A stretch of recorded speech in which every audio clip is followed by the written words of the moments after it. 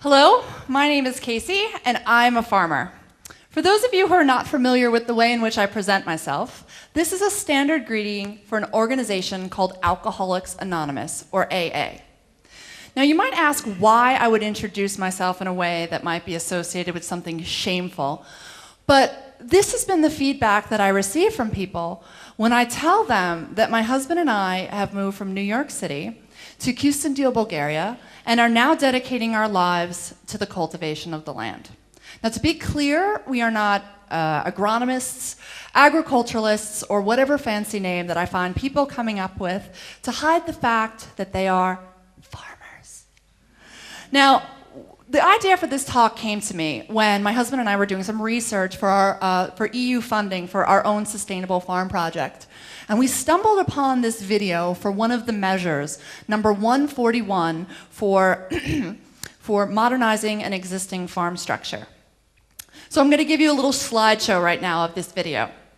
So we see an older farmer tending to his livestock when he hears an advertisement on the radio about EU funding. Yet he's unsure if he could get it or should bother applying. Eventually he goes to the funding office to give it a try. Yet he's intimidated and skeptical by the process. Yes, he is approved. You see him opening his envelope letter, opening his acceptance letter, and hugging his goat. Because that's what farmers do, right? They hug their goats. So he joyously waves in his hat in his air with his trusted companion. He closes with the final statement of dialogue in the film called "It's not hard, you try it." I translated it. 5 годишни плащания. Ама то не било трудно. Попитай и ти. Една продукция на България.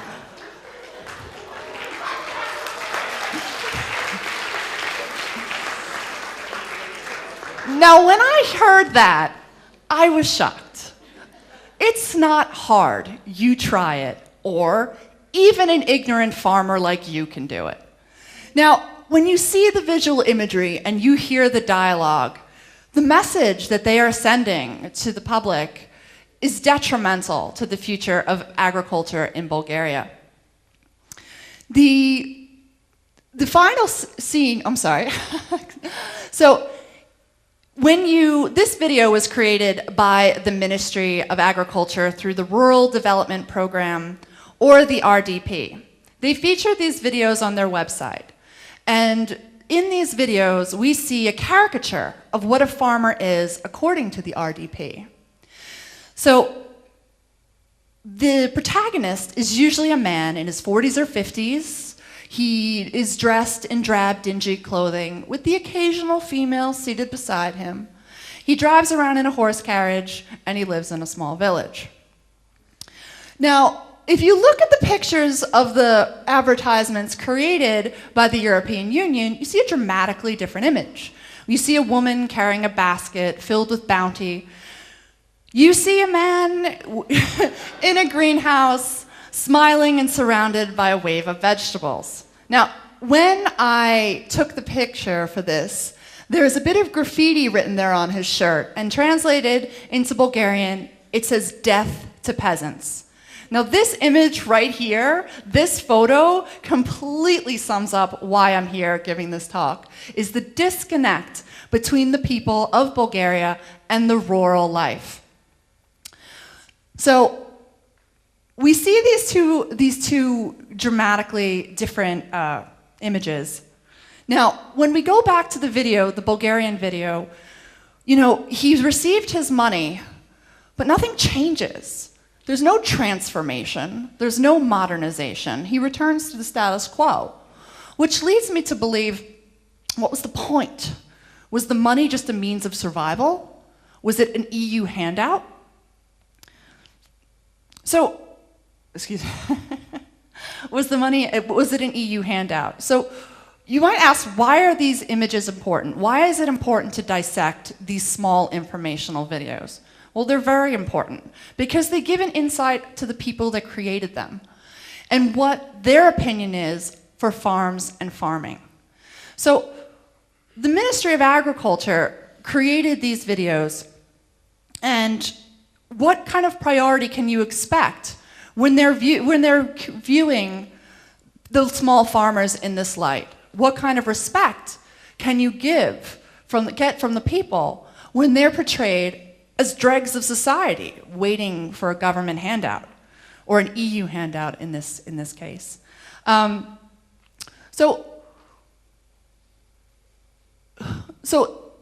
Right now, the farming that's occurring right now in Bulgaria, you see mostly monoculture plantings and, sorry, I have to go back to this. So we see this idea, and you have to ask, when they're creating these videos, who is their target audience?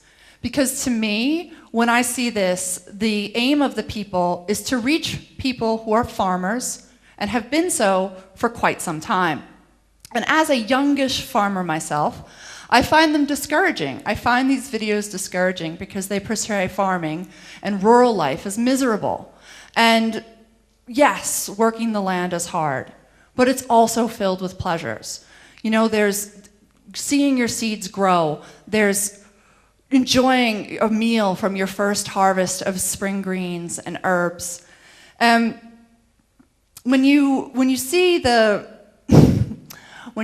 people growing and nurturing, it's a lot different than what you see in these images. You know, right now, what is being propagated, the images that are being propagated through our agricultural vocational schools here in Bulgaria is a focus on this monocultural planting and these industrial agricultural practices, which have been proven to erode the soil, waste water, and basically decimate the soil health using chemical fertilizers and basically put stress and tax on the land.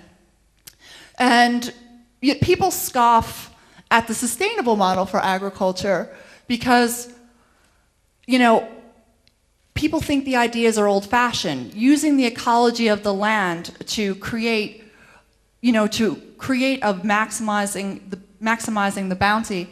And these sustainable models, you know, when you factor in the cost of the chemical fertilizers, it kind of works out in the end, because when you use the nature and you work together with methods such as no-till and cover crops, you have nature working together, so you produce higher quality and better tasting fruits and vegetables. Now, the condition right now of agriculture in Bulgaria is you have you have beautiful soil, clean, pristine soil, and this soil is being, you know, it's ripe for development, and the government is looking to exploit this fact. You see in the Thracian plains in the northwest of Bulgaria near Vidin, you see these vast expanses of monocultural plantings such as corn, you see wheat, you see, and you know, all of these big, you know the fields that I'm talking about, sunflowers, and you know, the government knows that this is good, and they're looking to exploit this fact.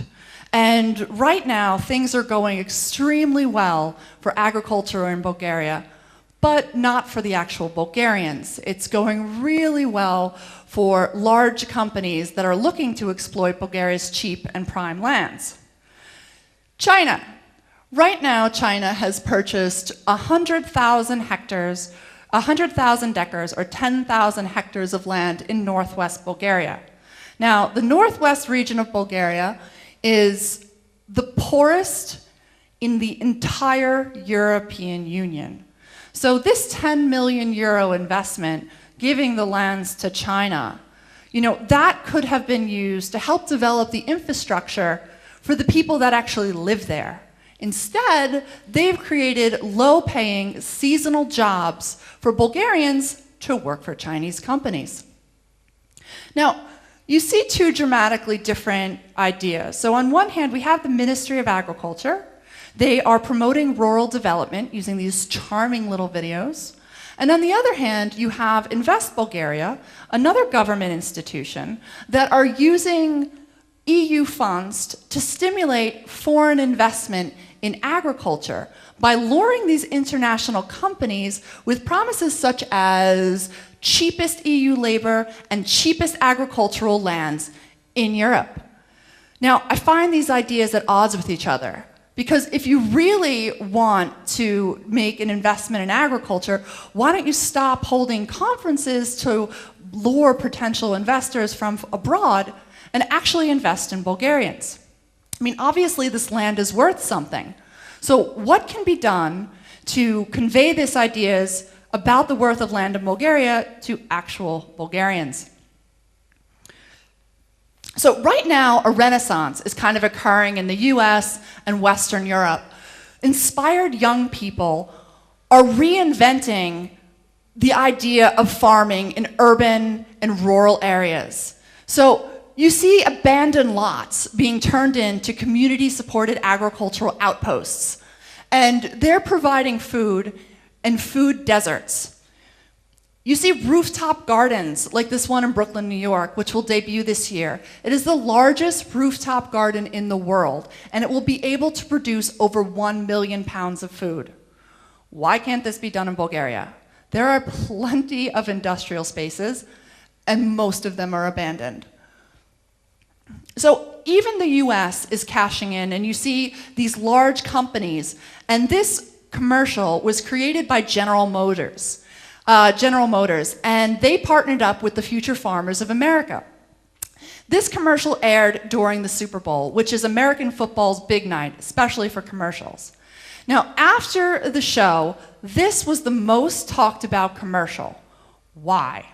Well, you see this disconnect, because right now, if anyone's familiar with food and agriculture in the US, you have this negative image. We have GMOs, we have Monsanto, and the idea that they're portraying is this romantic notion of the small family farm, which is at complete odds with the actual state of things. The actual state of farming in the US is that these small family farms are being consumed by the larger conglomerates.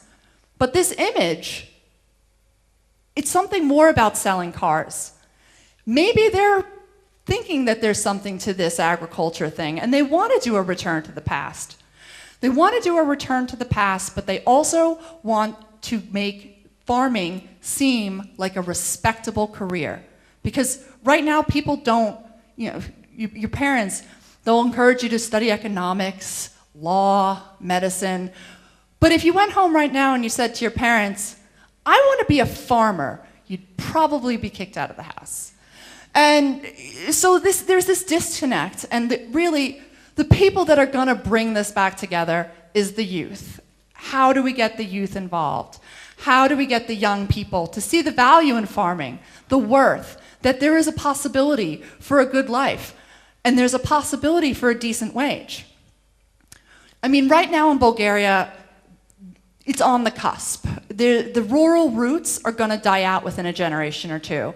I work for an organization, well, I don't work because I don't get paid for it. I work with an organization called Slow Food. Now, these traditional and unique products are on the verge of disappearing. The diverse, unique, and heirloom fruits and vegetables are going to vanish if something isn't done. I mean, we need to give these older producers that are doing it a sense of pride. Give them a decent wage. Show respect for what it is that they're doing. Instead of scorning the rural life, let's start to embrace it. And I suggest we need to start with education. Because right now, this disconnect, we need to plant the seed early, so to speak. So I suggest one, we need to revise the national elementary school curriculum. We want to place the emphasis on life sciences, nutrition, and teach our kids an overall idea of where food comes from. Then, not only do we want to teach this to our kids, but we need qualified teachers to do that. So we want to include in the educational curriculum for teachers to put an emphasis and include this in their qualifications, life sciences, nutrition, and where food comes from.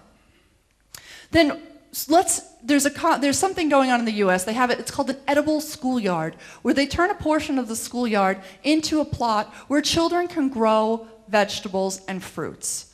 This gives them a chance not only to grow food, but they're learning science on the ground, getting their hands dirty.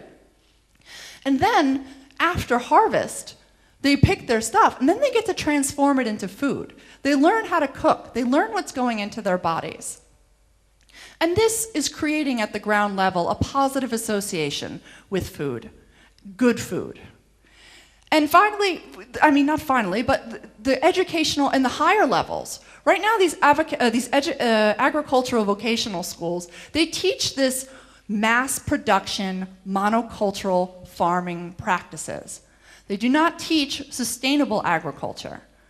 They don't teach sustainable agriculture because there's this, the lower yields, or it's too labor intensive. But they also don't teach agricultural economics, they don't teach business management, and they don't teach marketing.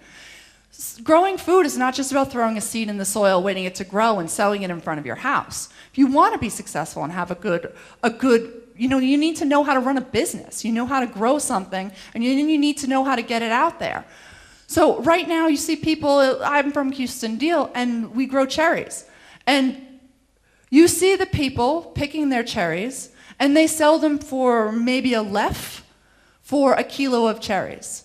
You pay the people that pick that kilo of cherries about 30 stutinki, then you sell it for about a lef. The people, the middleman that have the access to the market in Sofia, they then sell it to the Sofia market for 2 to 3 leva, and then when you're in Piccadilly or at your market in Sofia, wherever you buy your vegetables, you're going to pay 5 to 6 leva for that kilo of cherries. But had these farmers taken a different approach, cut out that middleman, and sell the cherries to the market direct yourself. That's a whole bunch of corruption and other things going on right there. But still, these sorts of skills are necessary to be successful at running a business. So I, myself, in following my path to becoming a professional chef and my love of good food, I eventually followed the supply chain, and it led me to the soil, which is where I am now. And anyone that's interested in farming or agriculture or food, I welcome you to contact me, because I'm willing to share any of the knowledge that I've gleaned from reading books and practically applying this on the land. And like Ted says, ideas are worth spreading. And if you have a good one, chances are you'll have a few more. So if you're interested, please contact me. I'm willing to share my knowledge. And, take some time and respect. Respect the people that produce the food that you eat. We nourish ourselves with their efforts. So appreciation is the least that we can offer them. Get to know your producers. Appreciate them. My name is Casey, and I'm a farmer. And I'm doing this because I believe in the future. I believe my children have a right to have good, clean, and fair food. And, for those of you that deny your longing to return to the land, don't. Embrace it. Embrace your passion to grow, create, and nurture life, because you are going to be contributing to the very essence of humanity, food. Thank you.